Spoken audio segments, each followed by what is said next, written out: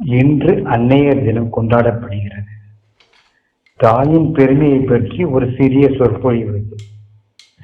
தாயிற் சிறந்ததொரு கோயிலும் இல்லை என்பது ஔவையின் கொன்றைவேந்தன் வாசகம். கோயில் என்பது ஆலயத்தின் கர்ப்பகிரகத்தில் கூடிக்கொண்டிருக்கும் இறைவனை குறிப்பது. அதுபோன்று ஒவ்வொரு தாயின் கர்ப்பப்பையும் கோயில் போன்றதுதான். இத்தகைய பெருமைமிக்க தாயின் கர்ப்பப்பையை அடைந்து அதில் 10 மாதங்கள் வாசம் செய்யும் ஒவ்வொரு குழந்தையும் பேறு பெற்றதுதான். எனினும் அவ்வாறு தாயின் வயிற்றில் உயிரானது வாசம் செய்யும் போது அந்த 10 மாதங்களில் கோயிலில் கூடிக்கொண்டிருக்கும் தெய்வத்திற்கு ஒப்ப தெய்வீக பண்புகள் கொண்ட குழந்தையாக உருவாக்கும் முழு பொறுப்பும் அத்தாயிடமே உள்ளது.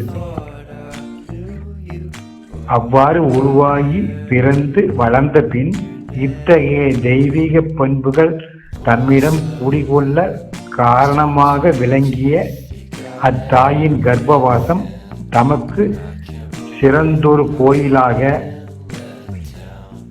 அக்குழந்தையால் பார்க்கப்பட்டு பின் அதுவே வணக்கத்துக்குரியதாகவும் ஆகிவிடுகிறது. ஆகையால் இத்தகைய குழந்தைகளுக்காக சொல்லப்பட்டதுதான் தாயிற் சிறந்தொரு கோயிலும் இல்லை என்னும் ஔவையின் கொன்றைவேந்தன் வாசகம்.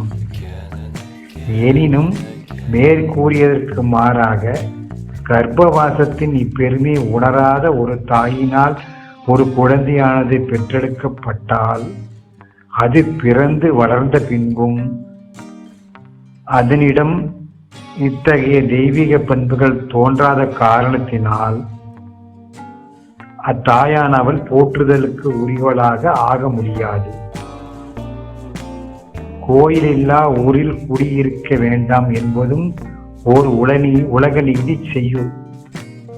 அதாவது கோயிலாக விளங்க வேண்டிய இத்தகைய கர்ப்பவாசத்தின் பெருமை உணராத பெண்களின் கர்ப்பத்தில் உயிரானது சென்று குடியிருக்க வேண்டாம் என்னும் பொருள்பட உலக நீதி செய்யுள் குழந்தையாக பிறப்பெடுப்பதற்கு முன்பே உயிர்களையும் வலியுறுத்துகிறது.